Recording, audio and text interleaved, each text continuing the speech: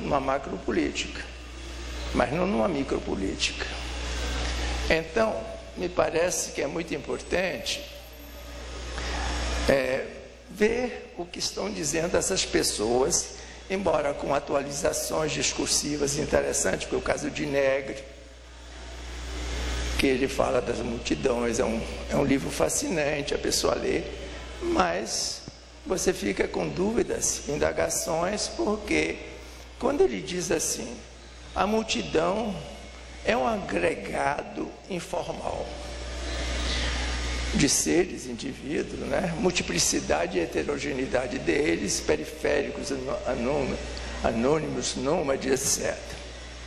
Aí tem uma palavra bem interessante que é agregado.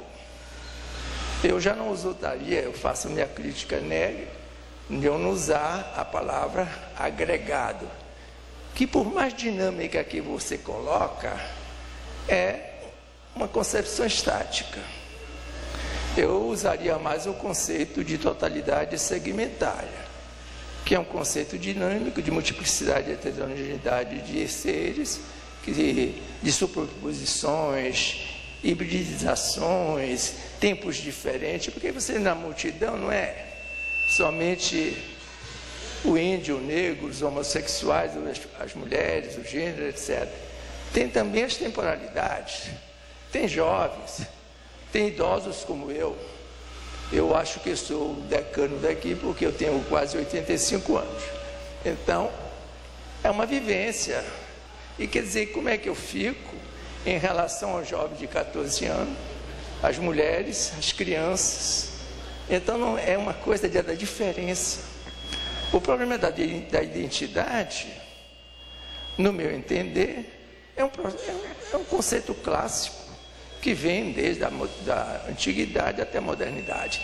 Então, se a gente considerar alguns conceitos que são os conceitos hegemônicos de um pensamento, eles continuam vivos, e aí numa repetição com diferenças, mas sempre numa repetição, não há uma criação de novos conceitos. Quer dizer, se você, por exemplo, diz, bom, se eu tenho um conceito de Estado é uma coisa, se eu tenho um aparelho de Estado, dentro de uma percepção de uma máquina abstrata, que é o novo conceito, as coisas mudam, porque são matérias não formadas. Então, me parece que há limitações e alcance de usar, porque o que é a identidade é apenas um mero reconhecimento. Não tem coisa em si, não existem essências. Quando você diz a identidade do negro, a identidade do índio, é um reconhecimento de uma série de elementos, mas não são coisas em si. Já que se falou aqui que a identidade é dinâmica e tal, mas não é, são as multiplicidades. Quer dizer, o problema de comunidade, do comum, que é uma coisa que também eu tenho minhas dúvidas, ele tem uma validade no mundo do macro. Mas quem pensa o mundo do macro e trabalha com o mundo do micro, chega até a pressupor que o comum, o que é esse comum?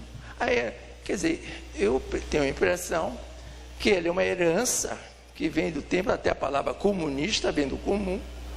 O comum é uma palavra interessante, o conceito de comunidade, o conceito de comum, o conceito de comunista, toda essa variação de um conceito, que discursivamente ele teve ou tem ainda um certo desempenho, mas tem o seu limite e alcance.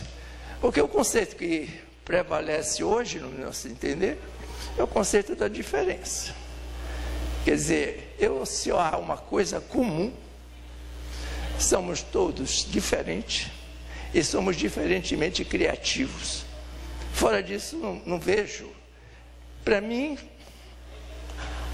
o alcance de considerar o comum seria uma espécie assim de efeito de superfície, da lógica das sensações, de uma utopia construída secularmente.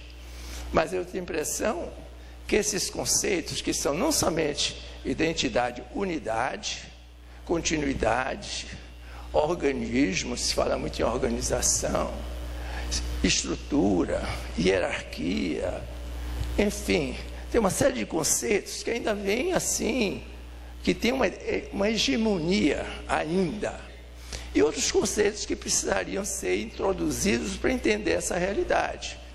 O conceito de multidão eu acho interessante, mas não na forma como Negri coloca, porque eu acho que ele passa, considera, inclusive até o pensamento deleuziano, tudo, mas há uma resistência no sentido que as categorias, inclusive a consideração do comum, eu acho que ainda é uma coisa questionável. Não é que a gente vai perder o sentido de comunidade, mas é que existem outras, quer dizer, o convívio da diferença.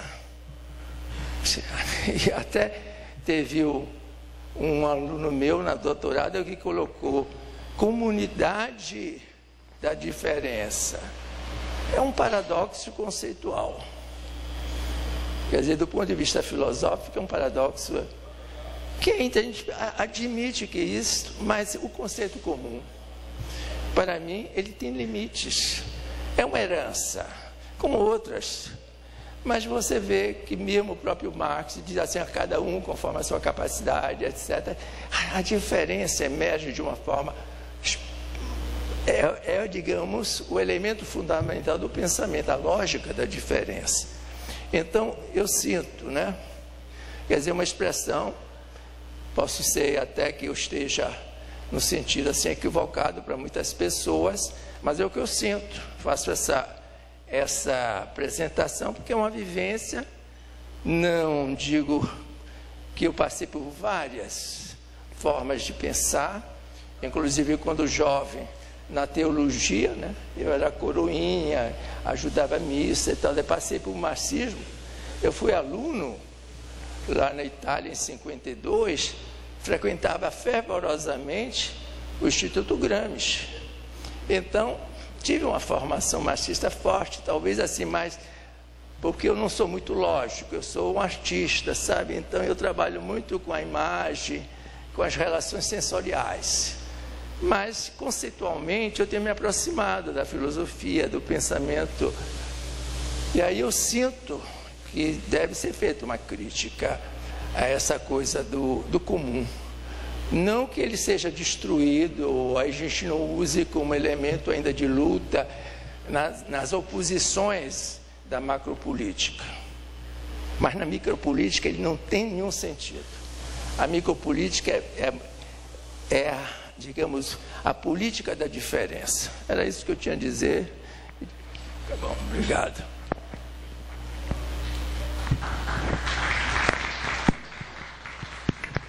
Eu queria aproveitar e fazer uma pergunta também. Ele entrou nessa questão da discussão de macro e micropolítica. Eu me lembrei de um debate que estava tendo sobre o tema geral pós-modernidade, ou melhor, as pós-modernidades. E naquela dicotomia entre pós-modernos e marxistas, aquela discussão. Os marxistas são ultrapassados, essa ideia de macropolítica de classe trabalhadora é primitiva, já foi superada 20 anos depois de Marx, não temos que falar de identidade, temos que falar de particularidades culturais, e enquanto que esse viés mais marxista fala, não, isso é uma imposição, o que eu discordo, uma imposição do sistema capitalista que visa fragmentar a classe trabalhadora para desarticulá-la, né? Então, fica nessa conversa do deve ser, a classe trabalhadora deve se ver como uma classe trabalhadora. Mas, na minha opinião, essa é uma discussão um pouco improdutiva a priori, porque, sim, deve ser, mas não é. A gente está num mundo que, como é que um advogado vai se ver, a princípio, lutando do lado de um pedreiro, do lado de um vendedor ambulante, do lado de uma prostituta, de um traficante de drogas? Então, até que ponto esse desenvolver do capitalismo, e não só do capitalismo, de outro, não só da questão econômica, da questão cultural e etc., com de fato, essa especialização, essa multiplicidade de identidades e reconhecimento dessa multiplicidade de identidades que se dá, de fato, notavelmente, como conciliar isso com essa questão da macropolítica que a pós-modernidade, segundo alguns, matou, né? Como conciliar? Não, nós somos a classe trabalhadora, nós somos explorados, mas não, nós somos costureiras, nós somos advogados, não só saindo da questão do trabalho, nós somos mulheres, nós somos homossexuais, lésbicas. Então, hoje, nesse contexto de multi-especialização, multi-identidade, de fato, como se dá, ou como deveria se dar esse equilíbrio entre macropolítica, classe trabalhadora, classe explorada como um todo, e micropolítica, pequenas identidades, pequenas lutas pela manutenção dessa identidade. No se trata de contestar, sino de, a propósito de lo que habéis comentado los dos, señalar alguna cuestión. Esta cuestión ¿no?, que decías de la modernidad y la posmodernidad, que ha enriquecido, ¿no?, la discusión sobre la posmodernidad ha enriquecido muchas cuestiones sin ningún género de dudas, ¿no? Ha problematizado fundamentalmente la modernidad, la política moderna, que era ya inútil, ¿no? Pero yo solo lo que agregaría es que me parece que ya está un poco desfasado esta discusión entre modernidad y posmodernidad, porque ya estamos en la época global, ¿no? Y la época global no es solo de la globalización, sino que nuestras metrópolis son efectivamente globales en todos los sentidos, ¿no? Y esto lo vinculo un poco a lo que me ha parecido entender de lo micro, lo macro, que también comentabas tú, ¿eh? A mí lo que me interesa efectivamente del concepto multitud es que, no sé, para decirlo así grosso modo y tal vez de forma simple, en el post-68, ¿no?, después de 1968, emergen una multiplicidad de identidades, ¿no? Un momento que con Deleuze y Guattari podríamos llamar molecular, ¿no?, en la metrópolis, en la ciudad, ¿no? Diversas maneras, diversas identidades, diversas maneras de entender la ciudad, ¿no? Y lo que me interesa del concepto, insisto, multitud, es el paso de este momento molecular a un momento molar, ¿sí? Una forma, digamos, de agregación de todas estas multiplicidades, sin anular cada una de estas multiplicidades, ¿no? Y yo creo que lo que se habla en las plazas, en los movimientos, ¿no?, toda esta composición nueva, justamente es la construcción de la multitud a partir de cada una de estas multiplicidades. O dicho en otras palabras, de lo micro a lo macro, de lo molecular a lo molar. Y eso es lo que me interesa, ¿no? Y acabo diciendo que la multitud no existe, sino que se construye, ¿sí?